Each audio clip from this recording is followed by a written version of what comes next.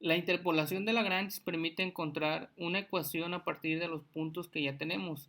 Esto no quiere decir que lo demás sirve para predecir el comportamiento futuro, solo sirve para tener una ecuación que pase exactamente por estos puntos. ¿Qué quiero decir con esto?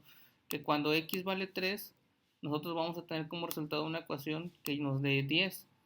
Cuando x vale 12, nuestra ecuación va a valer 14 y así sucesivamente. Para comenzar vamos a nombrar nuestros valores de x, xy y nuestros valores de y una función respecto a xy.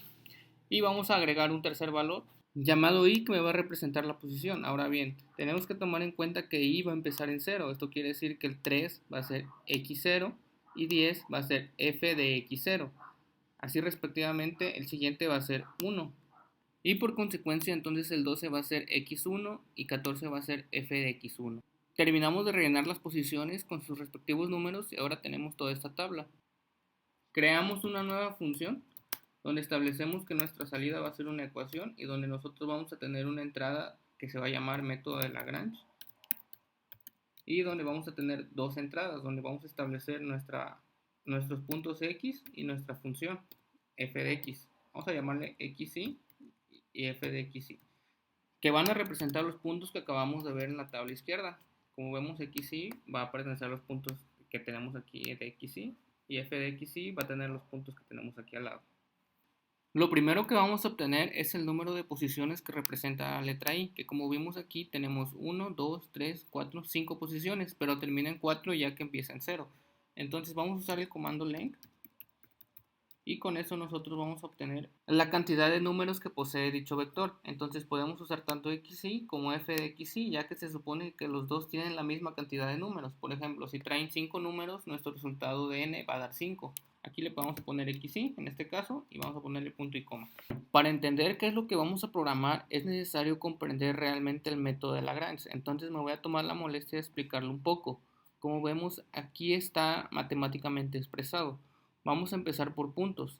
Tenemos esta parte que es fn de x, que es básicamente nuestra ecuación, que nos indica f de n, o sea, f de mis puntos, de mi total de puntos, que en este caso, como vemos aquí, va a ser 4. Entonces aquí podemos poner que es f de 4 en función de x es igual a la sumatoria de mi lagrangiano por mi función de x y.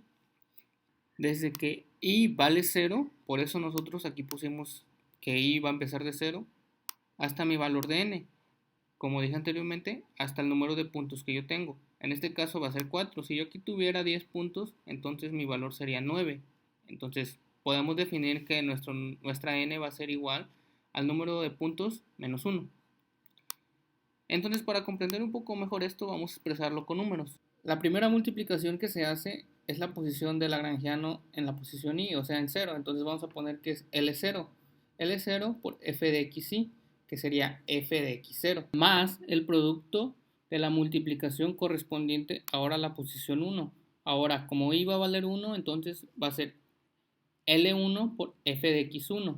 Usando la lógica, los siguientes van a ser L2 por f de x2. Y así sucesivamente el siguiente sería L3 por f de x3, después sería L4 por f de x4, así hasta llegar al número de puntos que tengamos. En esta ocasión solo vamos a llegar a L4, puesto que solo tenemos 5 posiciones. Entonces, ahora, ¿qué es lo que vamos a hacer? Vamos a identificar los valores. Este f de x0 es el valor que tenemos aquí, que sería 10. Y este de fx1 es el segundo valor, que sería 14. Entonces, nuestra ecuación quedaría de la siguiente manera. Cabe mencionar que no estoy terminando la ecuación completa. Aquí todavía faltaría lo que es L3 y L4. Pero por no ser un ejemplo que vamos a hacer a mano, entonces no voy a terminar la ecuación.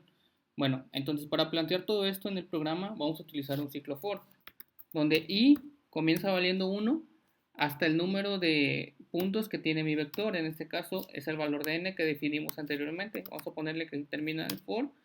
Y bueno, ¿por qué empezamos en 1? Porque en un vector en MATLAB la posición empieza en 1 y no en 0. Entonces nosotros no necesitamos hacer el n-1 y por eso aquí colocamos hasta n, porque me va a hacer 5 posiciones. Las posiciones que tengo aquí, 1, 2, 3, 4 y 5. Ahora dentro de ella voy a efectuar mi multiplicación y mi sumatoria. Entonces mi valor de salida va a ser mi ecuación. Entonces aquí voy a colocar ecuación es igual a la sumatoria del producto de mi lagrangiano en la posición I por mi función en I. Entonces aquí va a valer el valor de xi en I.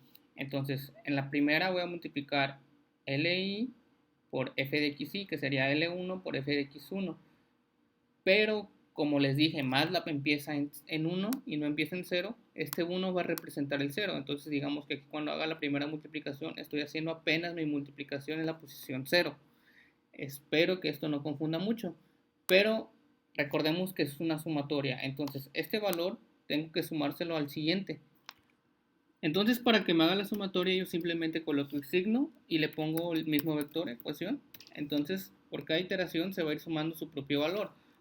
Para que en la primera iteración me asegure que yo no tenga absolutamente nada, que ecuación no valga nada, yo le voy a poner ecuación es igual a 0. Entonces, en la primera iteración va a tomar el primer valor de este.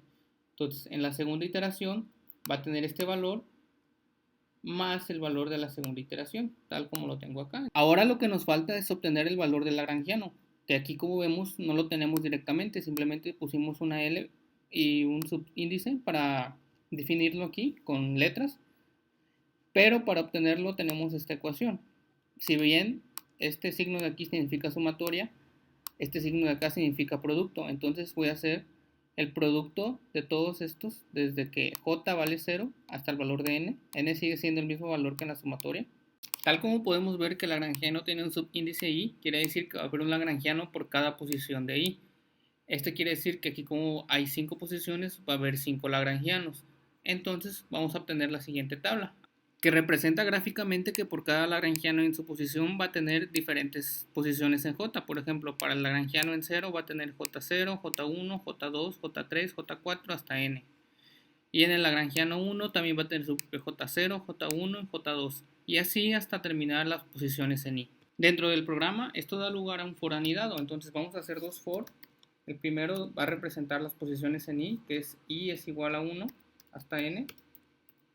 Y el segundo for va a representar mis posiciones en J. Entonces voy a ponerle for J es igual a 1 hasta n y ahí va a terminar.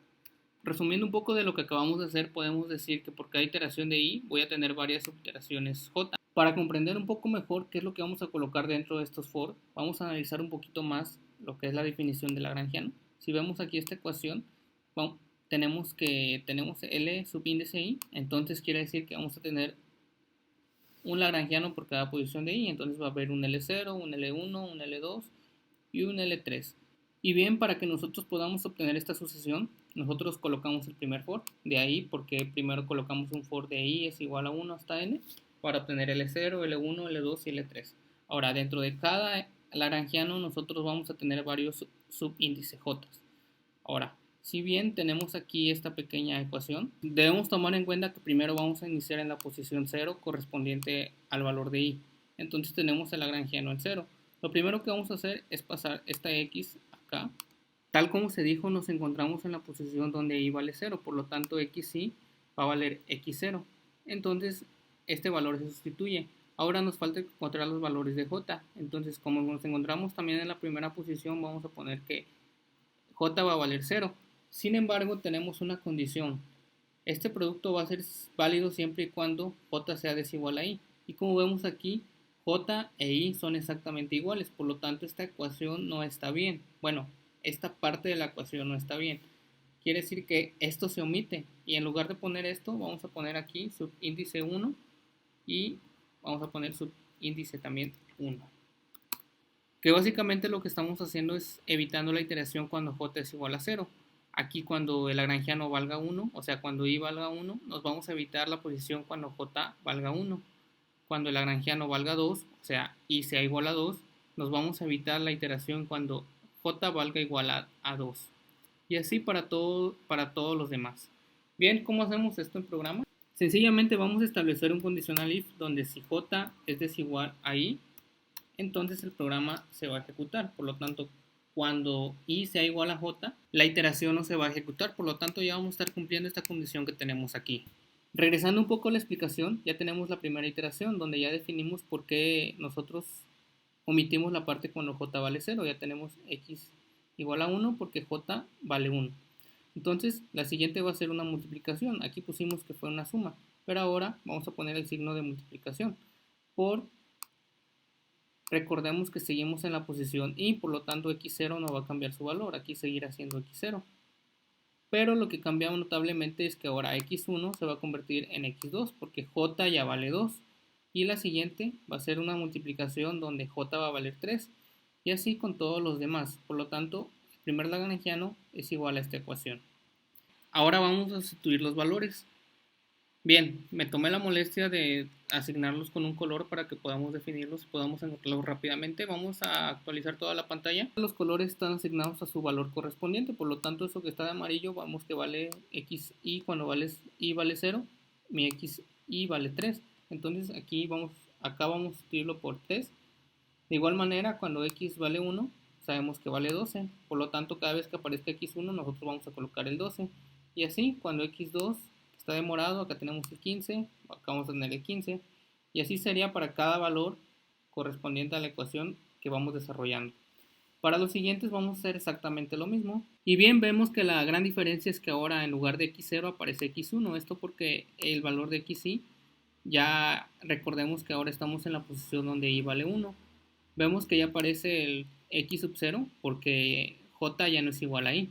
Entonces, en la siguiente iteración, como j e y van a ser el mismo valor, se omite, por lo tanto no va a aparecer x1. Y bueno, así desarrollamos lo siguiente. Y bueno, al final también vemos por los colores, también hacemos la sustitución. Si ustedes gustan pueden desarrollar toda la ecuación. Los demás lagrangianos quedarían de la siguiente manera. Bueno, como dije anteriormente, como no es un ejemplo que vamos a realizar paso por paso, manualmente, entonces yo no voy a terminar de realizar todas las ecuaciones. Bien, como podemos ver aquí solamente dejé en incógnita lo que corresponde a la posición 4 y aquí también dejé a la posición 4. Ustedes pueden comprobarlo manualmente si gustan. Finalmente vamos a plasmar la ecuación dentro del programa, entonces vamos a poner que el lagrangiano LI es igual al lagrangiano LI por la ecuación que tenemos aquí, la posición de x menos xj. Recordemos que en este caso nuestro vector xy representa nuestro vector de entrada, que es xy, entonces vamos a ponerle ahí xj en lugar de x. Recordemos que esta es una incógnita, por lo tanto vamos a necesitar del uso de simbólicos, entonces vamos a ponerle sims xy y de esa manera vamos a decirle al programa que vamos a trabajar con simbólicos. Ahora ya tenemos esta parte de la ecuación. Vamos a dividirla entre la parte de aquí, la parte de abajo que es xy sobre xj. Vamos a ponerla entre paréntesis y ponemos xy de y menos xy de j. Y listo, ya tenemos nuestra ecuación. Cerramos todos los paréntesis otra vez. Le ponemos punto y coma. Ahora para nosotros obtener este lagrangiano en un vector como lo tenemos aquí abajo, al final del for principal, vamos a ponerle L de i es igual a Li. Y bien, con esto ya terminamos todo lo que es la programación referente al lagrangiano. Ahora de salida simplemente vamos a poner ecuación es igual a ecuación, pero para que nosotros tengamos un desarrollo mejor, vamos a ponerle expand. Y para que nos simplifique de una manera ordenada, vamos a ponerle simplify. Y bien, ya tenemos que de esta manera ya nos reduce a una ecuación mucho más sencilla y nuestro vector de salida va a ser ecuación. Bueno, recordamos que cuando hicimos la sumatoria pusimos acá abajo, que ecuación va a valer 0. En este caso, si nosotros ponemos que nuestro lagrangiano de i valga 0, la multiplicación la va a volver 0, entonces eso no es posible. Entonces lo que vamos a hacer es, vamos a ponerle LI es igual a 1. De tal manera que cuando haga la primera multiplicación, la hace por 1. Por lo tanto va a ser el mismo valor. Ahora lo que vamos a hacer es guardar nuestra ecuación. Vamos a darle salvar como. Y vamos a ponerle el mismo nombre, mLagrange. Vamos a darle salvar. Vamos a reemplazar porque ya lo tenía guardado. Y bien, ya tenemos nuestra función de Lagrange. Bien, ahora vamos a probarla en la ventana de comandos. Rápidamente creamos los vectores xy y f de xy. Tomamos los valores de ejemplo que tenemos acá. Entonces vamos a ponerle 3, 12, 15, 18, 25. Punto y coma. Y ahora f de x, y. Vamos a tomar los mismos valores que tenemos en la pantalla. 10, 14, 29, 38 y 50. Cerramos. Punto y coma. Y ahora utilizamos la función que acabamos de crear, que es m Lagrange. Recordemos que tiene un vector de salida de ecuación. Es igual a m Lagrange. Y vamos a ponerle los dos vectores como los valores de entrada, xy y f de xy. Vamos a darle enter y nos tiene que dar una ecuación de salida. Bien, aquí tenemos la ecuación, que sería la interpolación que acabamos de realizar con la función. Ahora vamos a verificar que todo esto esté correctamente. Lo primero que vamos a hacer va a ser graficar los puntos. Vamos a ponerle plot y vamos a graficar x y con respecto a f de xy. Solo quiero graficar los puntos, así que le voy a poner un asterisco y le voy a poner un ancho de línea de 5. Line width de 5 para que se resalten los puntos. Bien, vamos a ver. Plot dice que no, there is no line width. Bien, hay un error, vamos a ponerle line. Y bien, vamos a ponerle rejillas. Y también vamos a indicarle que vamos a graficar más. Ahora vamos a graficar la nueva ecuación en esta misma gráfica. Vamos a utilizar el comando fplot. Y vamos a utilizar la ecuación que nos dieron de salida. Y vamos a establecer de dónde a dónde queremos. De 0 a 25 para acercarnos a la gráfica y no distorsionarla tanto. Vamos a ponerle esto y bien, nos tiene que graficar la ecuación que salió. Y bien, si vemos que la ecuación pasa por los puntos que nosotros les dimos, o sea que la interpolación está hecha correctamente. Pero vamos a ser todavía más estrictos. Vamos a utilizar la ecuación que tenemos y vamos nosotros a efectuar una evaluación en un punto. Por ejemplo, no sé, cuando x vale 15. Entonces, para eso vamos a utilizar subs y dentro de ella vamos a colocar la ecuación. Vamos a poner la ecuación y el punto que nosotros vamos a evaluar. Vamos a evaluar el punto 15, como dijimos. Y para que nos dé el resultado en decimales, vamos a ponerle double. Bueno, más que decimales, sino en número. Y vamos a ver qué es lo que hace. Y nos da de respuesta 29, por lo tanto, vemos que corresponde a f de xy. Por lo tanto, vemos que nuestro programa de interpolación de Lagrange corresponde a lo que hicimos. Entonces, el programa funciona correctamente. Pero vamos a ver qué pasa si graficamos más allá de los puntos que vemos aquí en pantalla. Vamos a ponerle otra vez fplot y ecuación, pero ahora vamos a darle de menos, no sé, 10 a 50. Vamos a ver qué es lo que hace.